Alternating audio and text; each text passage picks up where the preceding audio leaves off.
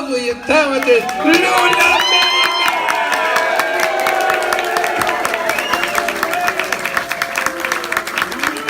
Steve Trevelise, ladies and gentlemen. Come on, keep it going. Steve Trevelise. I'm going to sing the United Airlines theme song, Kicking and Screaming. Carlo? Hit it.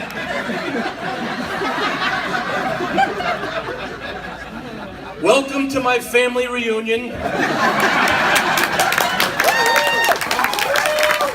Hey, for the 11 people in the back that don't know me, my name is LaMedica, and welcome to the Chandelier. I'll tell you, this is a beautiful spot. This is my second time performing at the Chandelier, and my 53rd time at the buffet. True story, true story. I want to talk to you about growing up in Belleville, all right? Because growing up in Belleville, it was like being in a Mario Puzo novel. We had theme music playing at all times. As a kid in the backyard with my friends, I would hear la da da da da da da da da da da. Everybody had a nickname. Pasquale, the baker, we called him Patty Cakes. Everybody left the bakery with a loaf of Italian bread. I left with an envelope for your father, for your father. Our librarian was Angelina Desimile, a.k.a. Angie Books. Not to be confused with Big Ange, the book. He had nothing to do with the library, but he did have a card catalog of his own, if you know what I mean. Anthony, you know what I mean? Card catalog of his own. But I digress. Angelina Desimile, what a beauty. Maybe some of you remember her husband, Dewey? Desimile?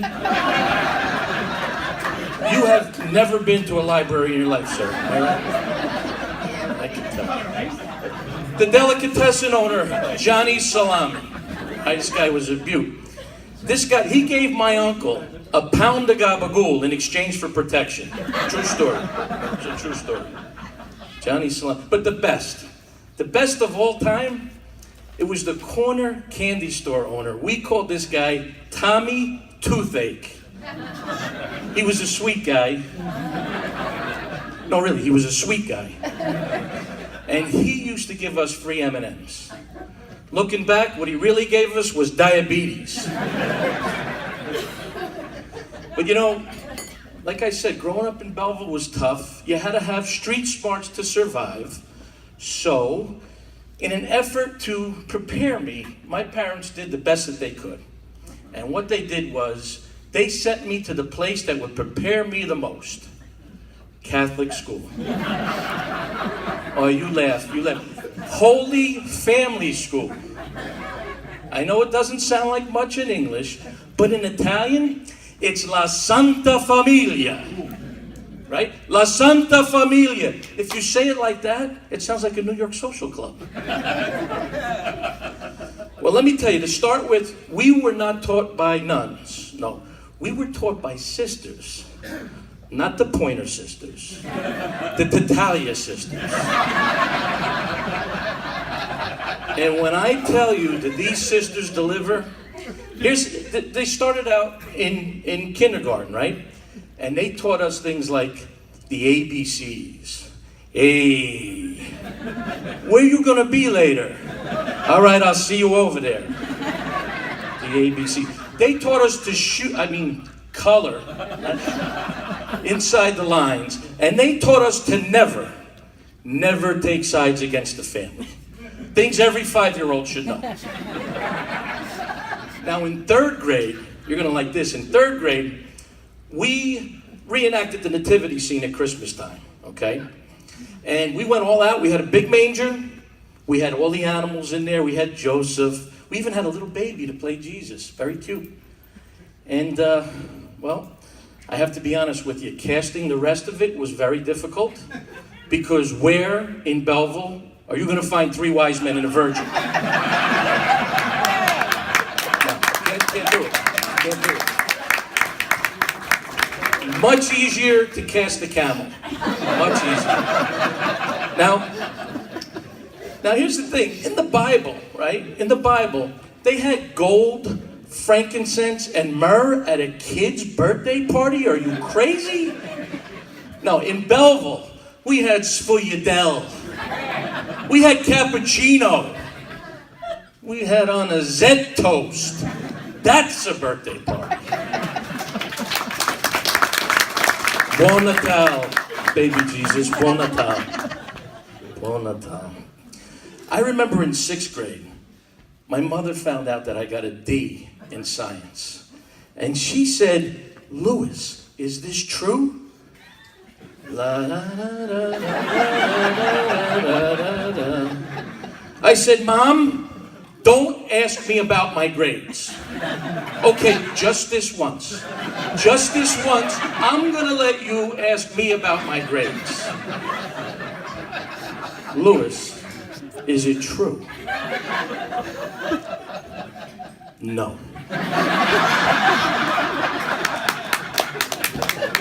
The next morning, the science teacher woke up with a dissected frog's head in her bed. You want to give me a D? Science teacher.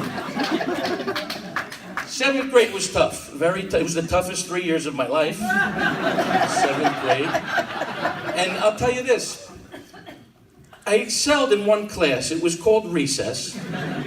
Now, in other schools, recess consisted of tag, kickball, playing games. In our school, we shot craps.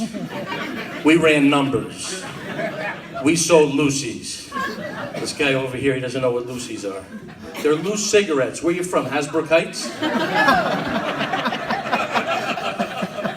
Other schools had a morning milk program. We had espresso and Biscotti. In 8th grade, I was caught chewing juicy fruit. And the teacher said, "Louis, leave the gum, take a cannoli." So I did.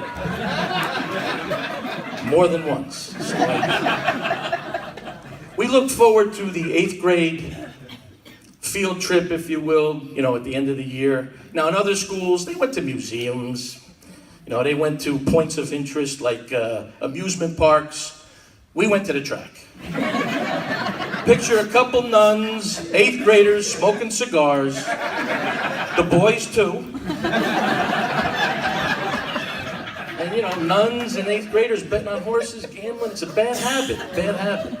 Speaking of bad habits, our principal, Sister Ascenza, she was very well educated. She went to Penn State. Her brother, the State Penn. I think. And she used to carry this paddle. So if we were bad, she would wield this paddle, chase after us, and she'd say, "You do that again, I'm going to break your ass." Except she wasn't that strong. The only thing she could break was a C note. Got change of 100, sister? C note? Anyway, growing up, we were expected to marry within our ethnicity. Italians marry Italians, Irish marry Irish. Every once in a while, the bloodlines would cross. Usually at home liquors. Because I remember one time, Joey Amato, he was looking to buy a box of Merlot. Big spender, Joey Amato.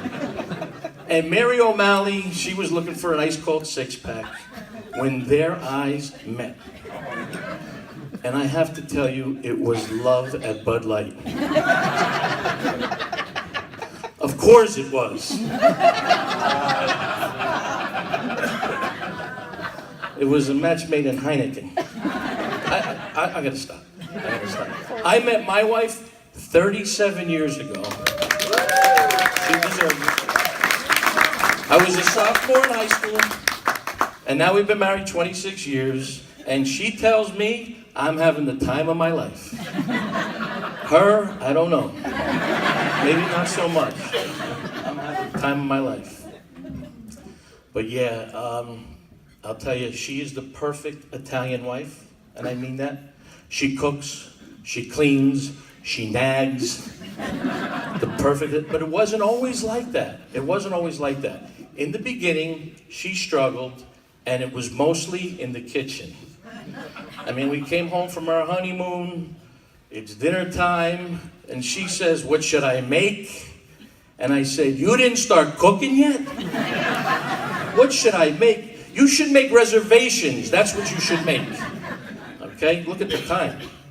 But she called her mother and got this old peasant recipe. It costs very little to make, but if you go to Lunello's, I think it's $300 a bowl. And it's called pasta fazool. Everybody know pasta fazool? Yeah? All right. Well, for you Medigans in the audience, pasta fazool is an Italian soup, and it's made of beans and macaroni, and it could be made red or white. And she made it red because that's the way her mother made it. And I gotta tell you something, it was delicious. She knocked it out of the park, but I made a big mistake. I told her just how good it was, and I created a frickin' monster. Because from that moment on, every day was pasta fazool day. Oh, in the morning she added milk, pasta fa cereal. In the afternoon, arugula, pasta fa salad. For dinner, beef, pasta fa steak. But I knew I was in trouble when she put chocolate syrup and made pasta fa sundaes. So one night, I'm trying to get out of my pasta fa coma, and I make a bold suggestion. I said, "Honey, can't you switch it up?" She says, "What do you mean?" I said, "Can't you just at least make it white?" She says, "Why white?" I said, "Because that's the way my mother makes it." Hey, you heard the story? Yeah, because she took the dish, threw the whole thing in the garbage, and she said, "If you want pasta fazool, you go to your mother's and get it." And that was it. She never made it again. True story, never made it again. We didn't talk for a couple of nights. Then she felt bad, I guess. She started making salsiccia and peppers. And she caught me playing with my pepper. What are you laughing at? What do you call it? I call it playing with my pepper. What do you call it? I was playing with my peppers, and she said, "Is there a problem? Is there something wrong?" And I said, "My mother used to take the skin off of the peppers." Another groan, you know this story. She took the dish, threw the whole thing in the garbage, and she told me, "I'm never making this again. You want sausage and peppers, you go to your mother's house and get it." Now, what do you think of that? And I said, "I don't know. I kind of remember my mother used to wash the dishes, not throw them out."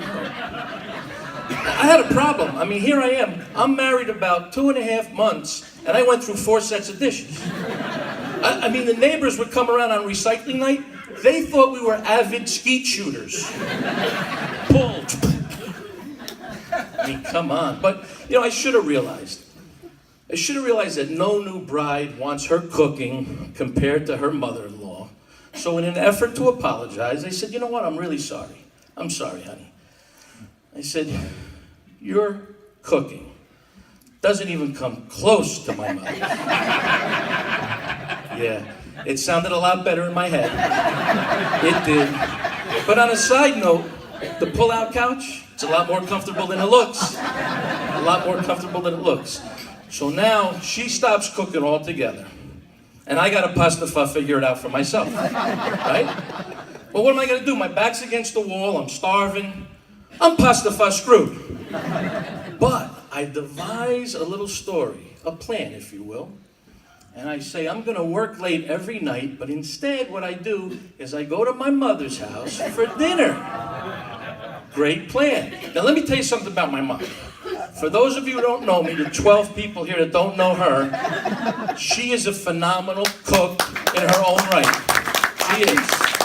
Makes the best pizza, the best everything. Everybody knows it. As a matter of fact, I would not have gotten married at all if I knew the old lady was going to hang in there this long. I'm being honest. Honesty is it's so important. It really is. But now, let me just tell you now that the best part is my wife and I now we have 3 beautiful children, okay? She's a phenomenal cook today. She learned from everybody, she's phenomenal. And we realized that honesty is the most important thing in a relationship. Well, just the other day, she said, you know you talk a lot in your sleep? I said, yeah, you know you talk a lot when you're awake? I'm being honest. Did I mention the pull-out couch? It's a lot more comfortable than it looks. Thank you so much, ladies and gentlemen. Steve.